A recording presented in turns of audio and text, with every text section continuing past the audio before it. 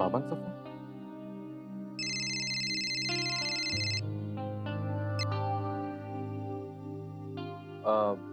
हा, हॅलो बाबा, बोला.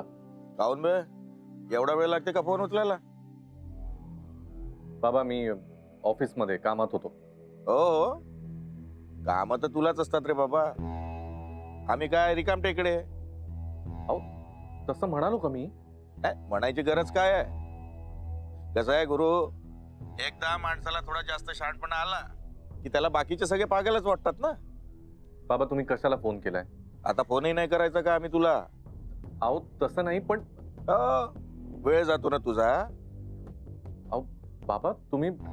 अबे सगळं समजून राहिलं मला, पण खरं सांगू गुरु, तुझं अभिनंदन करायला फोन केला. अभिनंदन करायला? तुम्हाला कसं कळलं मला प्रमोशन मिळालंय ते? प्रमोशन? हा.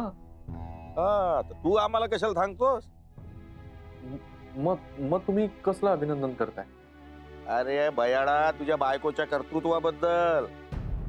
टीव्हीवर झळकते आहे ना सुनबाई. म्हणून अभिनंदन करायला फोन केला. अरे नाही, तू एवढा मोठा साहेब झाला पण कधी टीव्हीवर झळकला? सांग ना. नाहीतर आमची सुनबाई बघ, अरे कामाला नुसती सुरुवात केली आणि एकदम झळकली टीव्हीवर. अरे सगळे नातेवाईक, आजूबाजूचे गाववाले सगळे पाहून राहिले, सगळे तारीफ करतात, सगळे मला फोन करतात आणि म्हणतात सुभेदार साहेब तुमची सुनबाई नंबर 1. अरे काय बोलली टीव्हीवरती?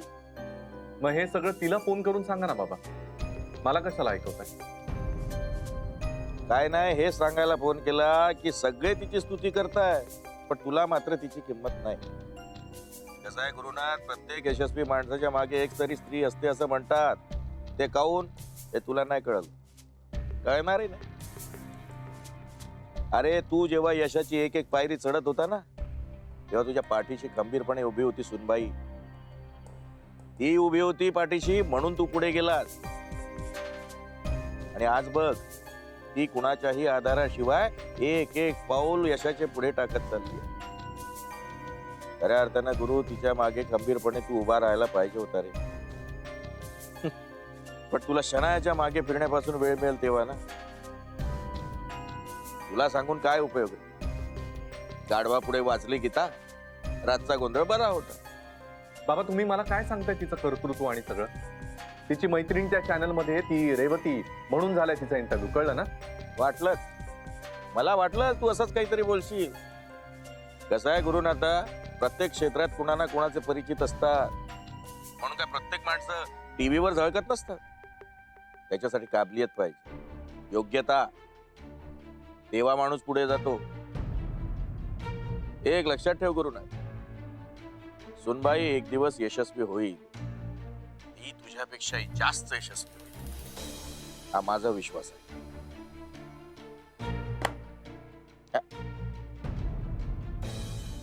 ठेवला वाटतं.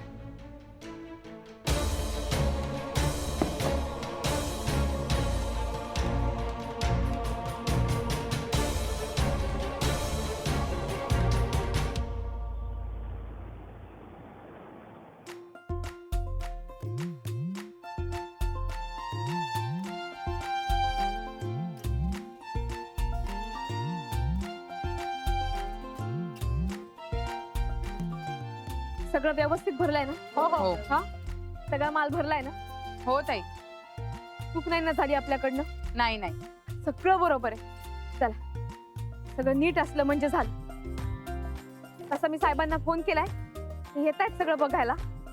मग ठरवूया, त्यांनी आताच डिलिव्हरी मागितली तर आता नेऊन देऊ, नाही तर उद्या सकाळी आपल्याला जायला लागेल. चालेल ना? हो. चला, अशा प्रकारे आपलं सगळं काम पुरं झालंय.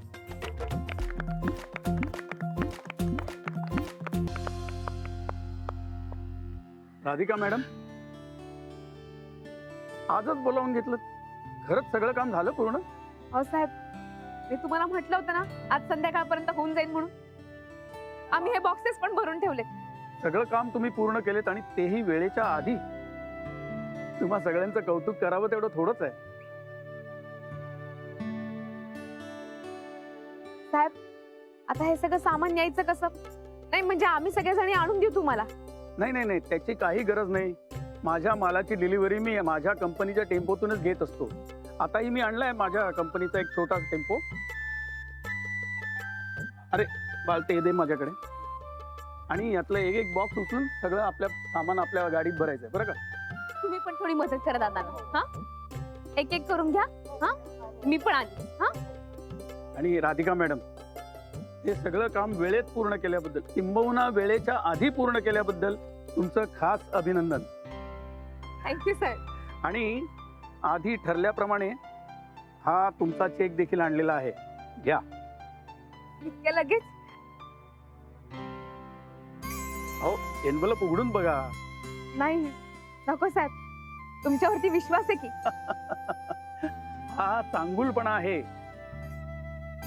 पण प्रत्यक्ष व्यवहारात असं चालत नाही, बरं का? आधी उघडून पहा बरं तो चेक.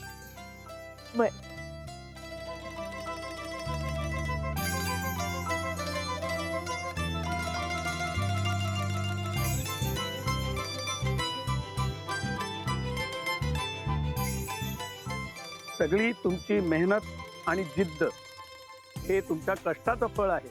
Thank you sir. अरे अरे, एक पाया काय पडताय राधिका मॅडम? मी फक्त तुमच्या कष्टाला न्याय दिलाय. तुम्ही सुखी राहा, खूप यशस्वी व्हा, खूप मोठ्या व्हा. बरं, निघू आता? हो सर. येतो.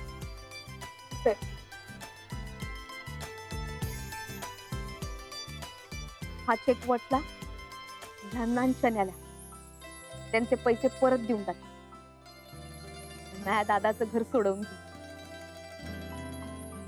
शन्या, शब्द दिला तो पाळला. माझ्या नावाला जागला. आता नाही तुझ्याकडनं दादाच्या घराचे पेपर ताब्यात घेतले ना, तर बघ आता तुला कळेल तो राधिका गुरुनाथ सुभेदार कशी आहे.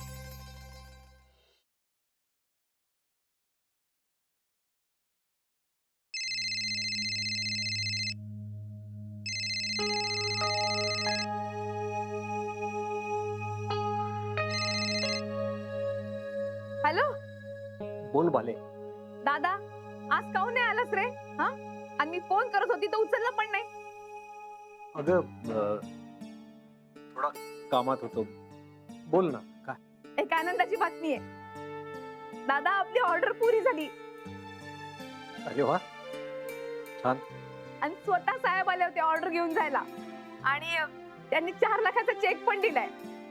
खरंच ऐकून खूप बरं वाटलं बाले. तुझ्या कष्टाला त्यांनी न्याय दिला, लगेच पैसे पण दिले. दादा, फक्त माझे कष्ट आहेत का?